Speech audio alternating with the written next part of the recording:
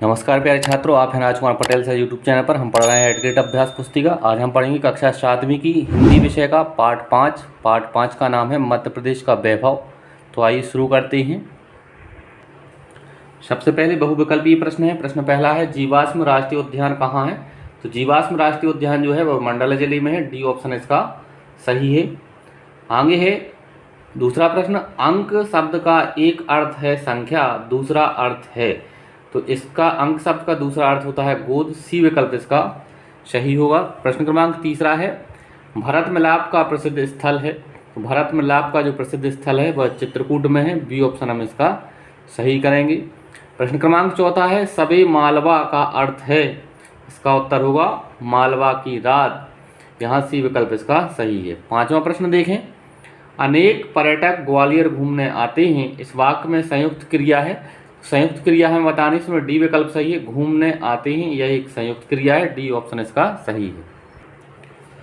आगे ही नीचे दिए गए शब्दों में से उचित शब्द चुनकर रिक्त स्थानों की पूर्ति कीजिए। रिक्त स्थानों की हमें पूर्ति करनी है। प्रश्न क्रमांक 6वां है, सांची के स्तूप खालिस्तान धर्म के स्मारक हैं। तो सांची का जो स्तूप है वह बौद्ध धर्म के स्मारक है। यहाँ हम खालिस्तान में भरेंगे बौद्ध। प्रश्न क्रमांक 7वां है, खालिस्तान हीरे की खानों के लिए प्रसिद्ध है। तो खालिस्तान में हम भरेंगे पन्ना। पन्ना जो है वो हीरे की खानों के लिए प्रसिद्ध है। 8वां प्रश्न है, छतरपुर शहर का नाम खालिस्तान के नाम पर रखा गया।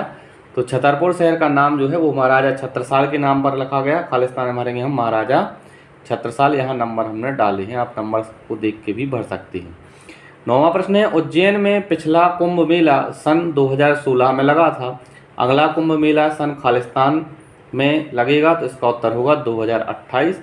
कुंभ का मेला जो है प्रत्येक 12 वर्ष के अंतराल से होता है। तो 2016 में लगा था पहले, अब लगेगा 2028 में।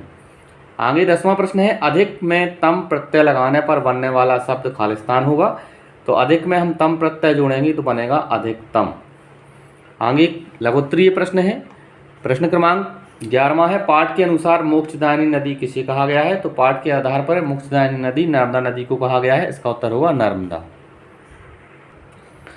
प्रश्न क्रमांक 12वां है, निम्नलिखित में से लोकगीत और लोकनाट्य पहचान कर लिखिए। यहाँ लिखा है दादरा, माच, भजन, ढोलमास, स्वांग, ठुमरी।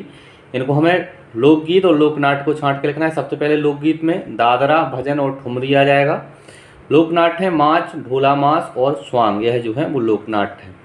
आगे प्रश्न क्रमांक 13वां है, सोहन खेलता है और मुनिया पढ़ती है। वाक्य में से क्रिया शब्दों को छांट कर लिखिए एवं एक क्रिया शब्द युक्त वाक्य बनाइए। इसका उत्तर है, क्रिया शब्द हमने छांटा है इसमें, खेलता और पढ़ता जो है वो क्रिया शब्द हैं। वाक्य है, राजू खेलता है और रात को पढ़ता है। यह हमारा वाक्य होगा। आगे है प्रश्न क्रमांक 14वां, उज्जैन नगर को पहले किस नाम से जाना जाता था? इस प्रश्न का उत्तर है, उज्जैन नगर को पहले अवंतिका नाम से जाना जाता था। आगे लघुत्तरीय प्रश्न है। प्रश्न क्रमांक 15वां है, निम्नलिखित व्यक्तियों के किस योगदान के लिए इन्हें बुंदेलखंड का गौरव कहा गया? नाम के आगे लिखिए। सबसे पहले लिखा है डॉक्टर हरि सिंह गौर। तो इसमें इनका योगदान है, सागर विश्वविद्यालय के ये संस्थापक थे। दूसरे नंबर पर है पंडित कामता प्रसाद, यह व्याकरणाचार्य हैं। तीसरा है पद्माकर। तो पद्माकर प्रसिद्ध रीतिकालीन कवि हैं। आगे है प्रश्न क्रमांक, मालवा और निमाड़ क्षेत्र के प्रसिद्ध दर्शनीय स्थल कौन कौन से हैं? इसका उत्तर है, मालवा में उज्जैन का महाकालेश्वर ज्योतिर्लिंग, धार का ऐतिहासिक महत्व और मांडवगढ़ की बाघ की गुफाएं। निमाड़ में 52 गजा का आदिनाथ जी का मंदिर, इंदौर का राजवाड़ा और कांच मंदिर प्रसिद्ध दर्शनीय स्थल हैं।